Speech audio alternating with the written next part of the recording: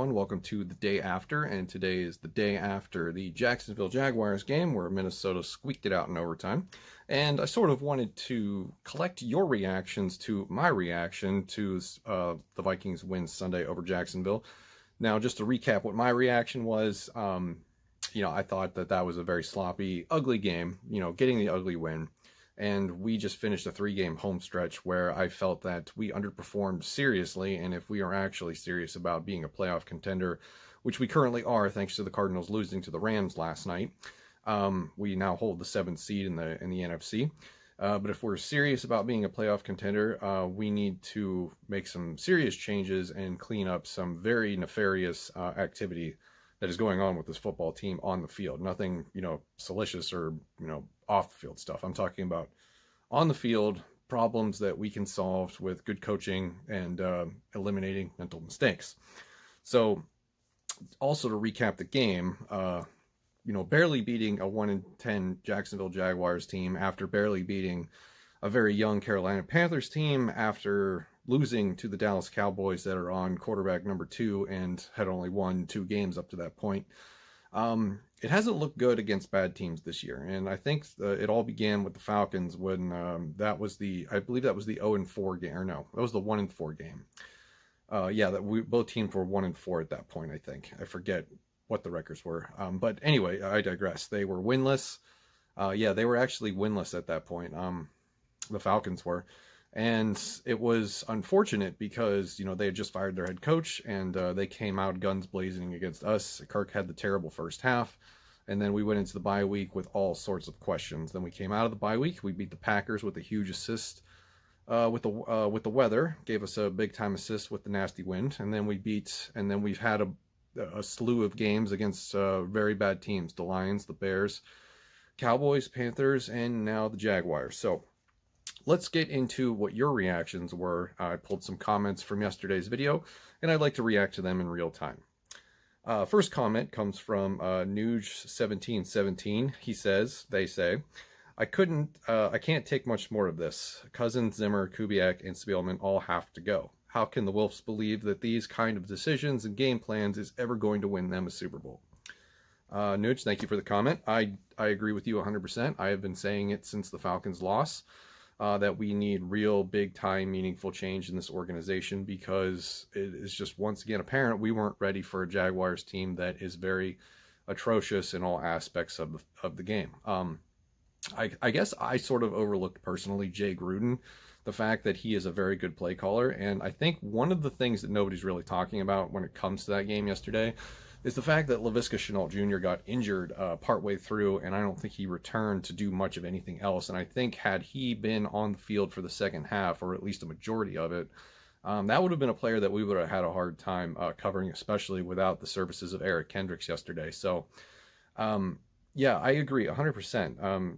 It's been 7 years of the Mike Zimmer regime.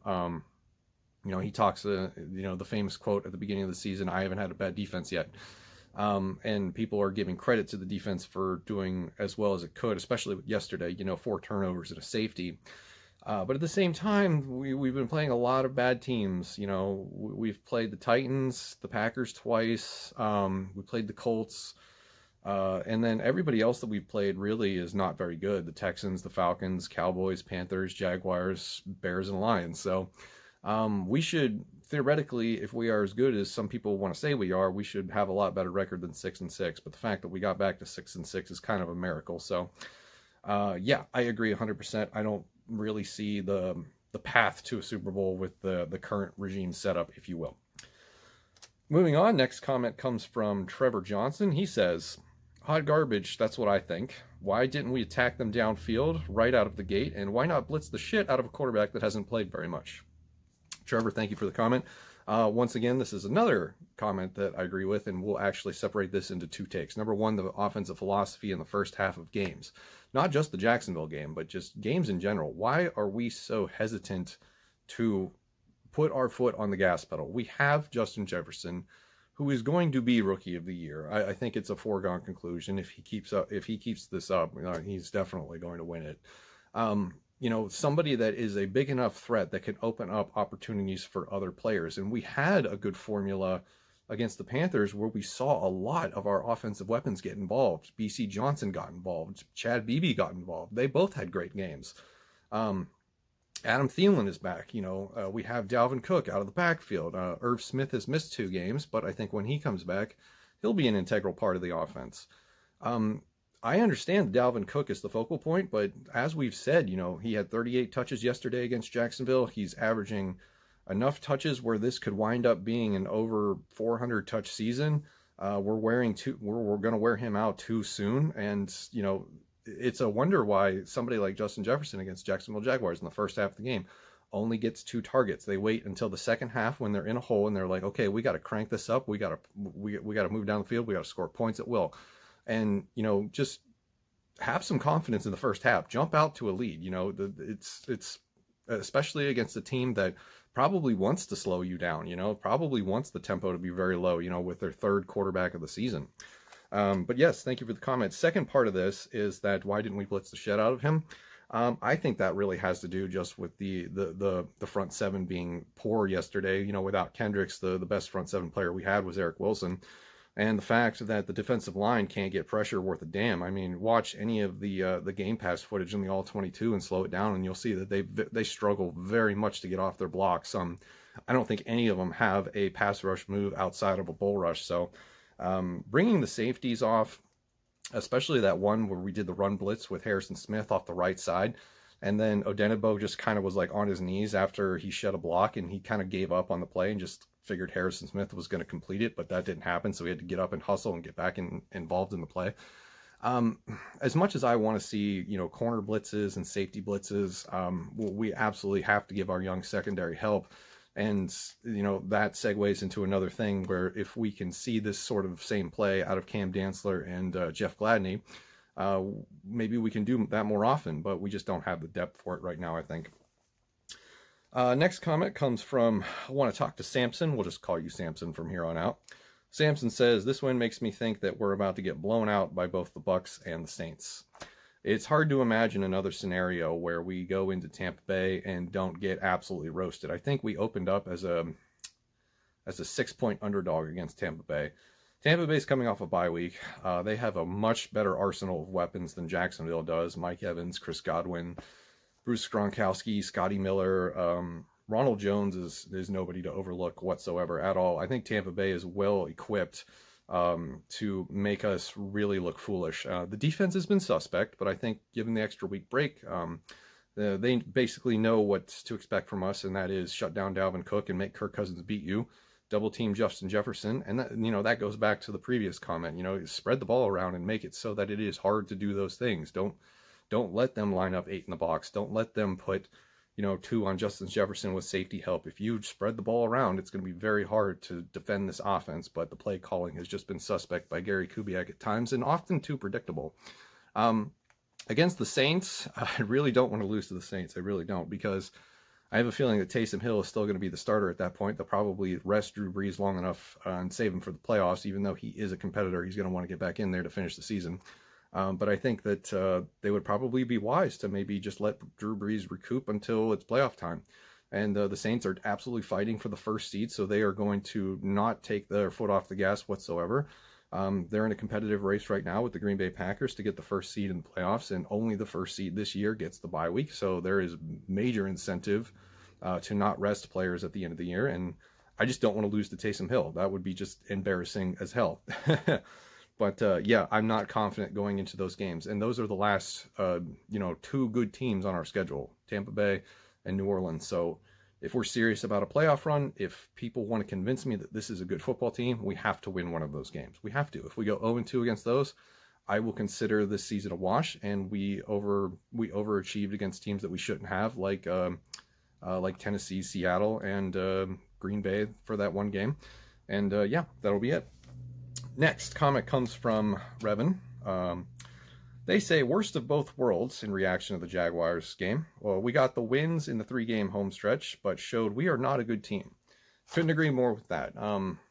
It's just the fact that we sort of played down to the competition and come out of this with a 2-1 record from this 3-game homestand is kind of lucky. Because everybody said going into this, like, 3-game homestand, very winnable games. Dallas sucks. Carolina's okay. Jacksonville is terrible. We basically played two teams with top 5 draft picks and another team that is in, complete rebuild mode. And we barely got out with 2 wins. So I said yesterday that this team is lucky that there is not fans in the stands this year, because they would have gotten booed out of that first half against the Jaguars, especially on that third series where they went 3-and-out and punted for the 3rd straight time. And yeah, like I said yesterday, nothing that I've seen yesterday really invokes that much confidence. We're just sort of getting by against really bad teams. And it's a wonder in how we're going to look next week against a really good team that is Tampa Bay. Final comment of the day comes from Matthew McBride. Thank you for the comment, Matthew.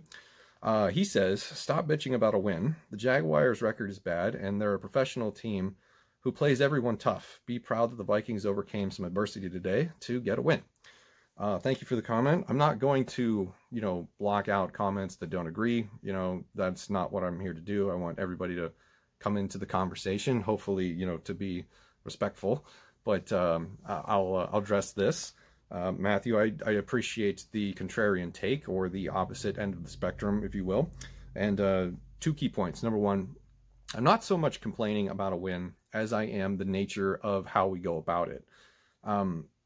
It's just not good football. I mean, the amount of mistakes, penalties, errors, turnovers, blunders, it screams undisciplined. It screams ill-prepared, especially against teams that are not very good. I will always accept a win. Wins are great. I love to win. I would much rather, am much happier to be talking about a win over Jacksonville than I am a loss, because if we lost against Jacksonville, I'd be in a way worse mood. But yeah, it doesn't absolve anybody of criticism, right? Because, I mean, we could even be honest. Kirk Cousins didn't have a great game yesterday. The stat box says otherwise, but he had some mistakes. Dalvin Cook had some mistakes. I don't know who you want to credit that goal line fumble with, but the scorers gave it to Cousins, but it could partially be Dalvin's fault. He's had some turnover issues the last couple of weeks. And, we've made special teams penalties and mistakes. Dan Bailey is suddenly part of that conversation where he misses 3 kicks, 2 extra points and a field goal. You could see it on his face, that game-winning field goal at the end of overtime. He was just like, thank God, let's get out of here. Yeah, it's just, everybody seems to be playing on eggshells, and they're just making too many mistakes. And I understand defense is young. We didn't have Eric Kendricks yesterday, but that's not adversity. Adversity is, if I could say this, adversity is not self-inflicted wounds. Adversity is not having Eric Kendricks. We overcame that adversity. Adversity is like a bad call, like a really bad call by the officials. That's overcoming adversity. Self-inflicted penalties on special teams where you lose yardage or you muff punts and you throw a pick 6, you can't get pressure on a quarterback. That's just poor play on the field. That's bad coaching. That's bad execution. It's not adversity. Self-inflicted wounds are never adversity. That is just, that's why they call it an ugly win, because it's the same in baseball. If you commit 2 errors and you walk a bunch of players and you end up barely winning the game, that's not adversity. That's just you overcoming the fact that you were not the worst team that day. So, but I do thank you for the comment, and I do appreciate the different point of view. And that's going to do it for today's video. This has been the day after Jacksonville. Thank you for joining us, and we'll see you in the next one.